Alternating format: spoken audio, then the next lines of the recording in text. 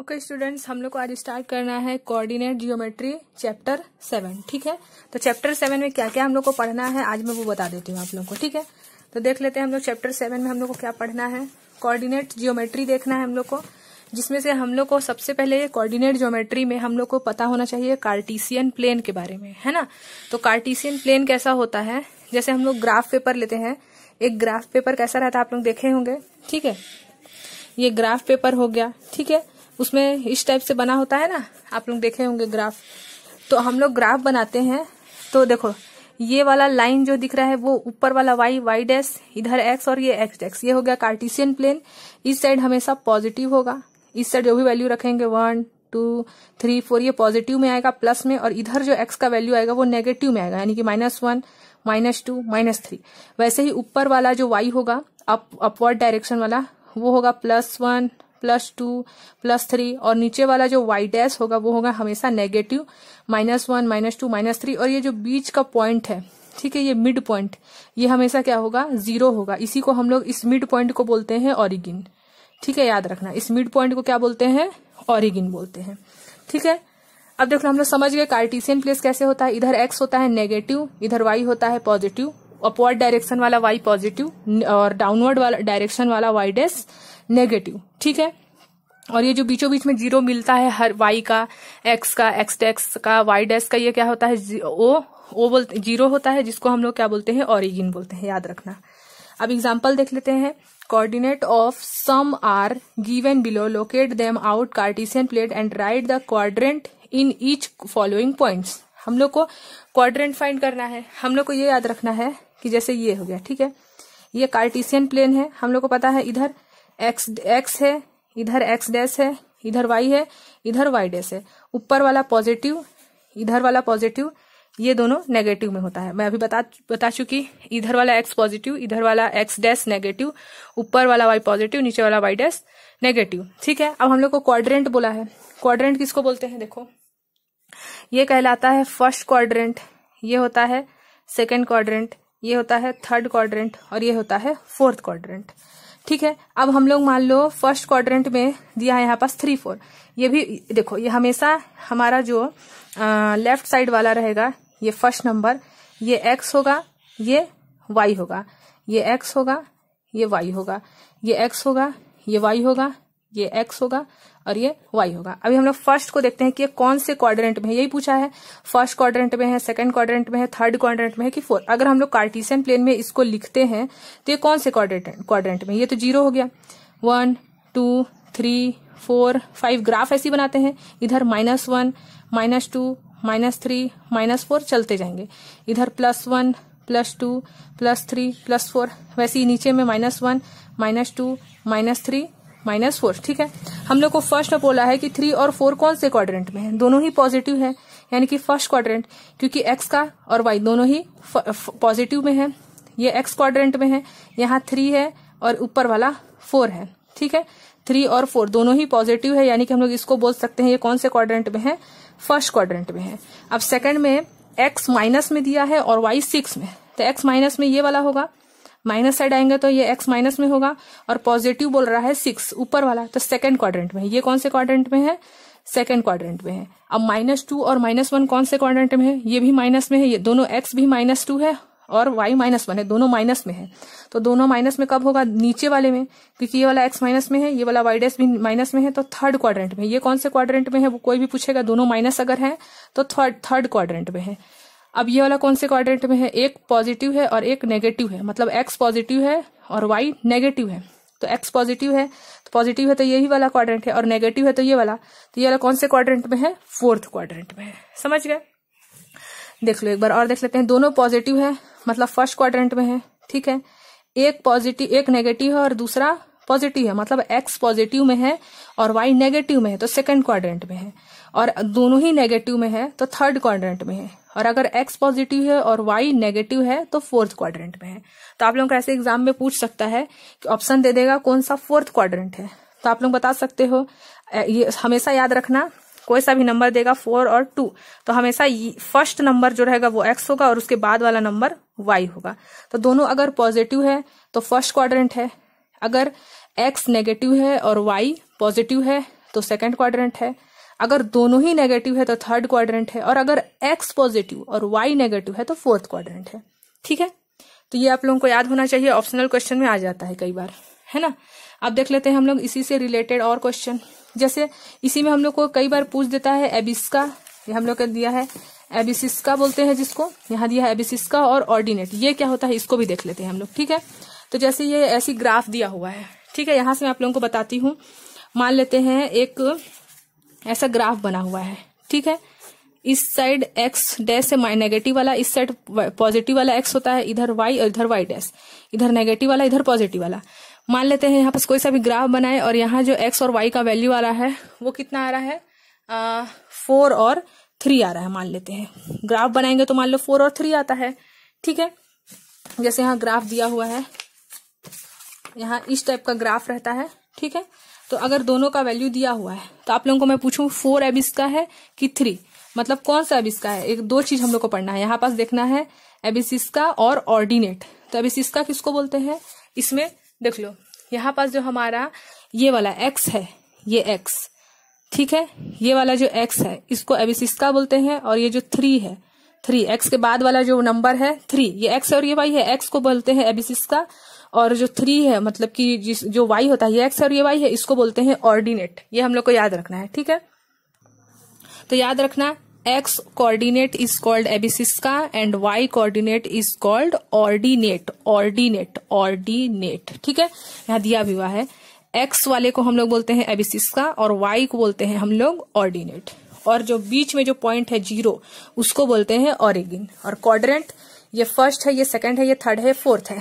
First में दोनों positive, x और वाई दोनों पॉजिटिव, सेकंड में एक्स पॉजिटिव और वाई नेगेटिव, थर्ड क्वाड्रेंट में दोनों नेगेटिव, मतलब एक्स और वाई दोनों ही नेगेटिव, और फोर्थ में एक्स पॉजिटिव और वाई नेगेटिव। ठीक है, अब हम लोग देख लेते हैं इसी से रिलेटेड और भी एग्जाम्पल।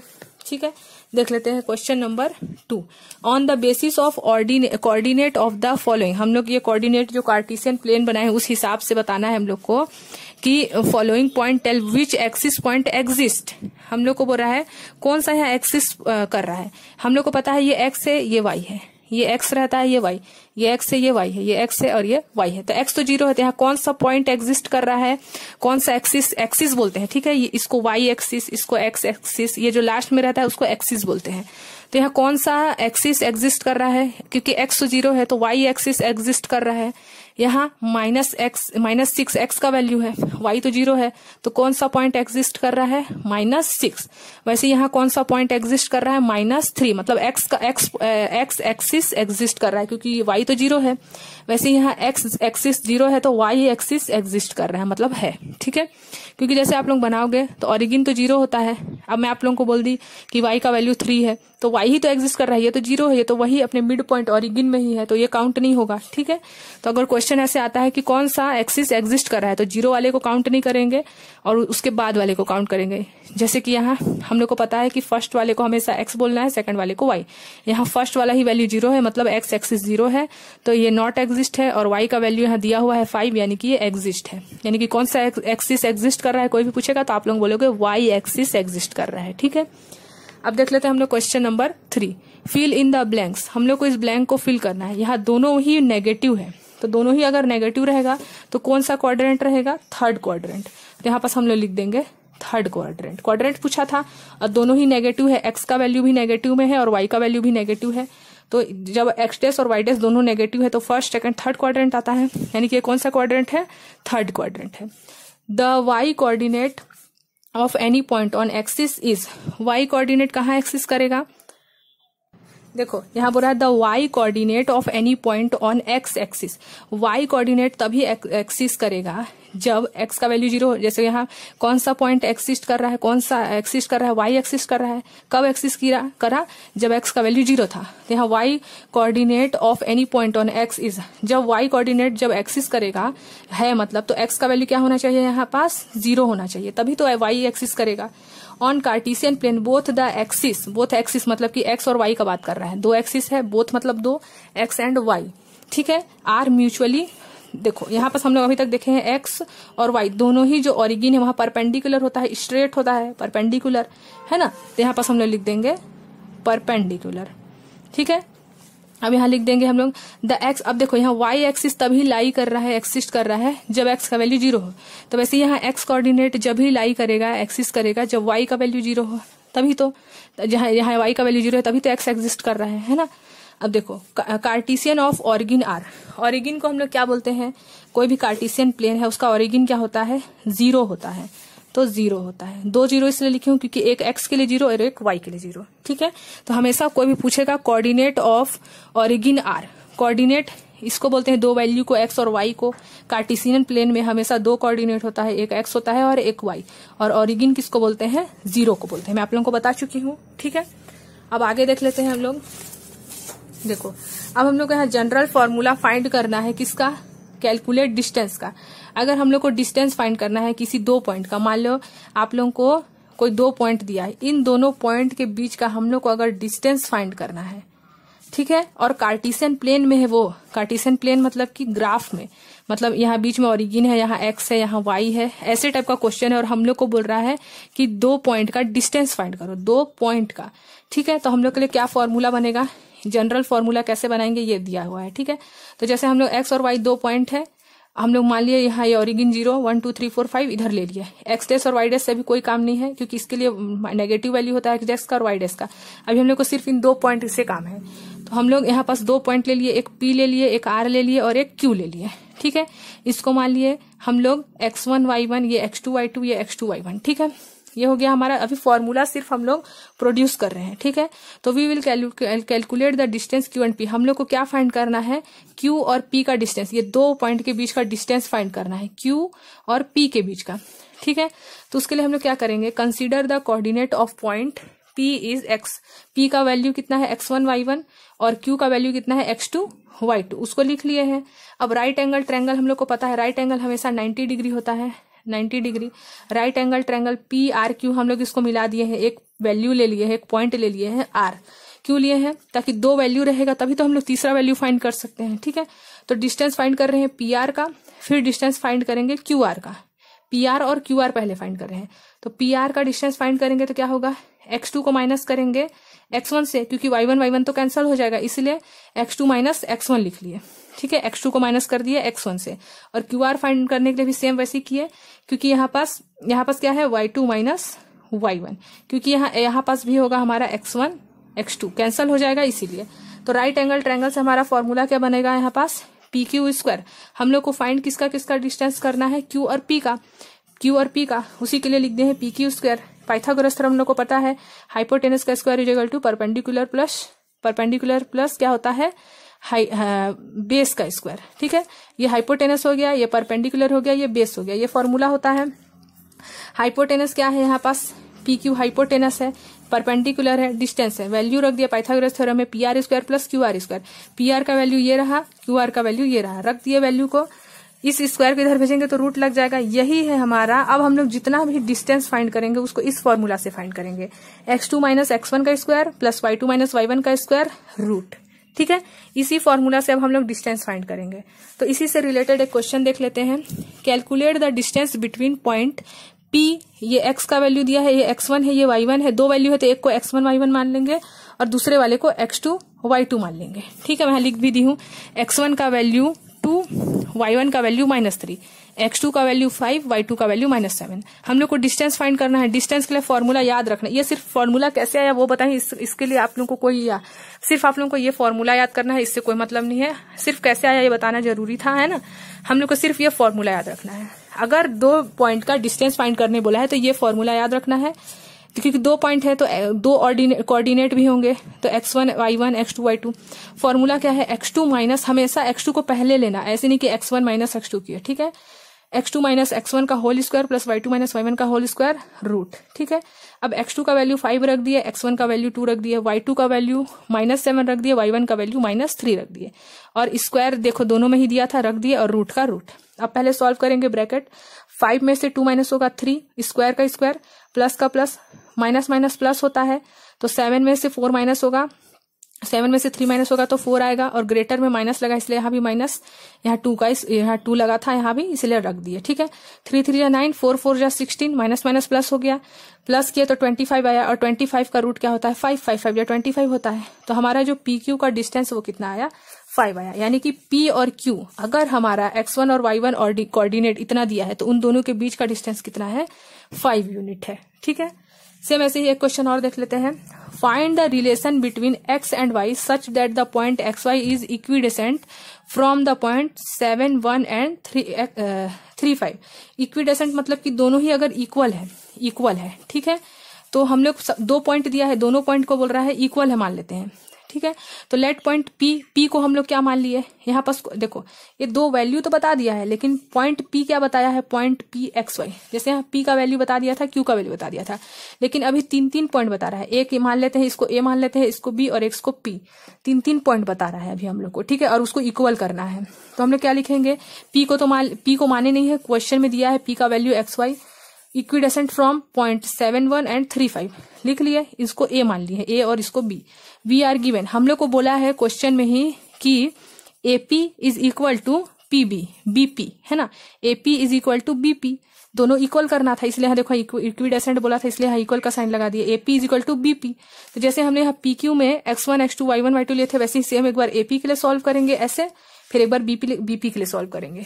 बस क्वेश्चन में इक्वल बोला था इसलिए यहाँ भी क्या रख देंगे, बीच में इक्वल लगा देंगे। ठीक है, तो हम लोग ए तो 7 1 है और बी का वैल्यू 3 5 है, तो ये x1 y1 हो गया, ये बी वाला भी x1 y1 हो गया, क्योंकि जो p का वैल्यू दिया हुआ है x और y ये क्या है x2 है और ये क्या है y2 है। तो अब AP को कंपेयर करेंगे, फिर इक्वल के इस साइड BP को कंपेयर करेंगे। ठीक है, तो हमने यहाँ बस कंपेयर कर दिए, और हम लोग रूट को इसलिए हटा दिए हैं क्योंकि दोनों साइड रूट रहेगा, तो दोनों साइड का रूट कैंसिल कर सकते हैं, इसलिए मैं रूट को नहीं लिखी हूँ। ठीक है, तो देखो सबसे पहले एपी को सॉल्व किए ए, और यहाँ पी के लिए जैसे यहाँ पास हमारा पी और क्यू के लिए इसको x1 y1 माने, इसको x2 y2 माने, वैसे ही यहाँ एपी में ए को x1 y1 माने हैं और पी को x2 y2, वैसे ही बीपी में बी को x1 y1 माने हैं और पी को x2 y2। तो यहाँ हम लोग रख दिए फॉर्मूला में वैल्यू, फॉर्मूला क्या है x2 माइनस x1 का whole square plus y2 minus y1 का होल स्क्वायर। तो x2 का वैल्यू तो x ही है, x2 का वैल्यू x ही है इसलिए x ही रहने दिए, और x1 का वैल्यू 7 है जिसको हम लोग a माने हैं, है ना। फिर प्लस का प्लस, y2 का वैल्यू तो y ही है और y1 का वैल्यू 1 है। सेम वैसे यहाँ भी किए, b वाले में भी यही वाला फॉर्मूला यूज होगा, यहाँ पास x2 minus x1 plus y2 minus y1 का स्क्वायर। तो x2 का वैल्यू तो x ही है, यही है, दोनों के लिए ही यही यूज हो रहा है, बस ये a और b चेंज हो रहा है ना। अब देखो x2 का वैल्यू तो x ही है और x1 का वैल्यू 3 है, y2 का वैल्यू y ही है और y1 का वैल्यू 5 है। अब इसको सॉल्व कर दिया तो हम लोग को पता है फॉर्मूला एक याद होगा, a माइनस बी का whole square is equal to a square minus 2ab plus B square. तो हम लोग यही वाला फॉर्मूला यहाँ यूज किए हैं, a स्क्वायर मतलब x स्क्वायर माइनस 2ab होता है, मतलब 2a का वैल्यू x है और b का वैल्यू 7, यानी कि 7 2 14x लिख सकते हैं, और बी स्क्वायर मतलब 7 7 49। सेम वैसी फॉर्मूला यहाँ भी यूज हुआ, ए स्क्वायर मतलब वाई स्क्वायर माइनस 2ab होता है, मतलब 2 इंटू 1, 2 1 जा 2, वाई का वाई, 1 स्क्वायर मतलब बी स्क्वायर मतलब 1 ही हो गया। सेम वही फॉर्मूला यहाँ भी यूज कर दिए ये फॉर्मूला। अब हम लोग इसको सॉल्व करेंगे, यहाँ इसको इधर लेके आएंगे, प्लस एक्स स्क्वायर है तो इधर आके माइनस होगा, इसलिए डायरेक्ट हम लोग इधर ही काट देते हैं, एक्स स्क्वायर से एक्स स्क्वायर कैंसिल हो गया। ठीक है, वैसे यहाँ प्लस वाई स्क्वायर है, यहाँ भी प्लस, क्योंकि इसको इधर लाएंगे तो माइनस में हो जाएगा, इसलिए दोनों कैंसिल हो जाएगा। अब यहाँ पास वैसे ही सॉल्व कर देंगे, 14x है ना, 14x और यहाँ 6x, इसको इधर लेके आएंगे तो 14 में से 6 माइनस होगा तो कितना आएगा, 14 में से 6 माइनस होगा तो 8x आएगा। ठीक है, और यहाँ पास दिया है 49 और यहाँ पास 9। हम लोग जब सबको सॉल्व करेंगे तो हमारा x जो बचा है जिसको हम लोग सॉल्व करेंगे तो क्या आएगा, x माइनस वाई का वैल्यू 2 आएगा। ठीक है, तो यही हो गया हमारा answer, x minus Y equal to 2, यही होगा हमारा आंसर बस। ठीक है, तो हम लोग इतना ही देखना है हम लोग को इसमें, और हम लोग को एक चीज और देखना है, यहाँ आप लोगों का जो इम्पोर्टेंट चीज है इसमें आप लोगों का 7.1 में यूज होगा कोलिनियर वाला। ठीक है, ये वाला कहाँ पास है आप लोगों का, कोलिनियर वाला भी आप लोगों का क्वेश्चन दिया है। चलो ठीक है, आप लोग यहाँ तक पढ़ लेना जहां तक मैं बताई हूँ, है ना, इंट्रोडक्शन वीडियो चैप्टर 7 का। अब हम लोग नेक्स्ट वीडियो में देखेंगे एक्सरसाइज 7.1 और कोलिनियर क्या होता है वो देखेंगे। ठीक है।